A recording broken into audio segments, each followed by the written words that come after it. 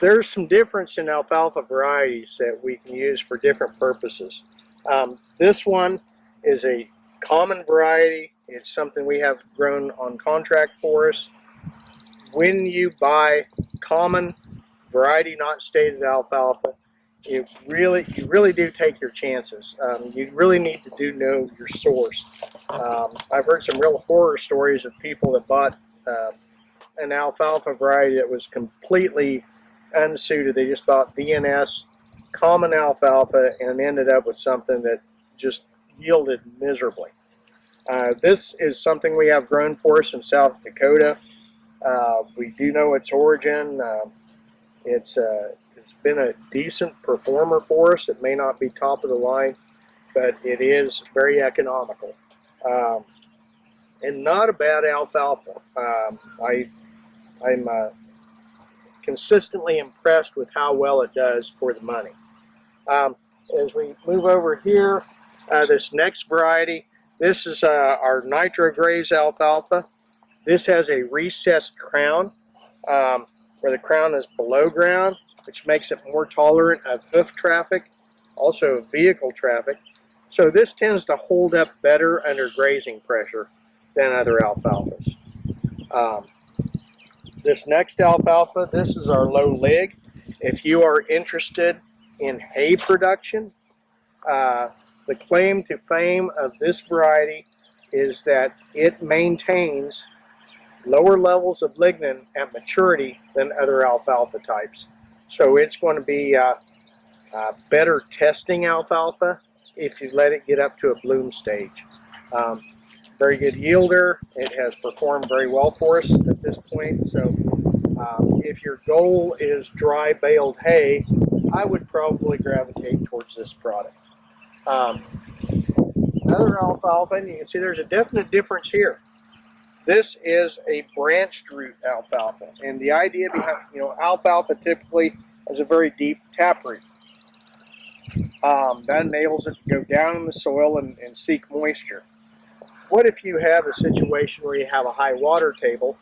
Plant can obtain moisture real easily, but once that water table drowns those roots out, then you're left with just a little short taproot that really makes that plant very vulnerable to future droughts. You end up with a shallow rooted alfalfa.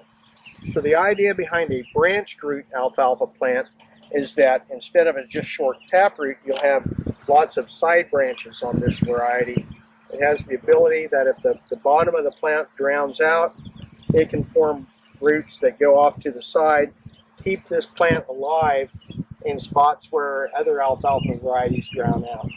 So if you have some pockets, some terrace channels, some wetter areas that you'd like to have alfalfa as instead of smartweed and other wetland species, this is an option to give you a little extra margin of wet tolerance.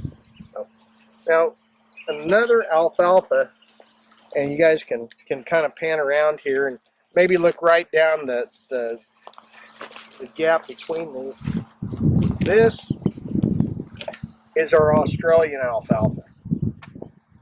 This is a recessed crown variety, but whereas our common is a fall dormancy 2, the Nitro graze and low lig are fall dormancy 4 alfalfas.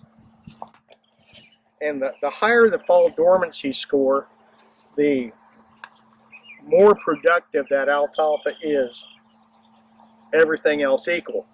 But also everything else equal, the lower the winter hardiness becomes.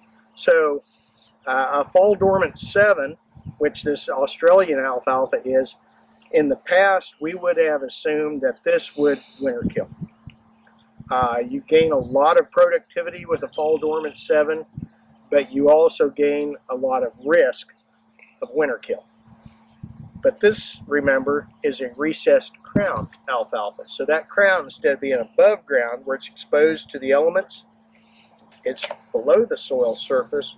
So this becomes much, much more winter hardy than that fall dormancy score would indicate. You can see, if you compare this to the alfalfa beside it, you look at the height on this, and the height on this. That's a big, big difference. Again, here, where are we at? About here versus here. And there's several inches of difference. And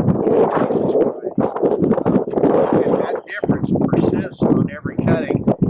When you get to the final growth in the fall, I would guess that this alfalfa from Australia does about 4 to 1 over the alfalfa next to it. Big, big difference as the difference between these two alfalfa types gets bigger and bigger as the season progresses. We had a very severe winter this year. A lot of things winter killed, and this came through our winter like a trooper. So at this moment in time, I'm very excited about the potential for this. Like I said, this type of package in the past has carried a very high risk of winter kill. It's the trade-off you made to gain extra productivity was the risk of winter kill. But I think the recessed crown gives you that little bit of extra margin of safety that we can start pursuing some higher alfalfa yields with this type of product versus our traditional alfalfa.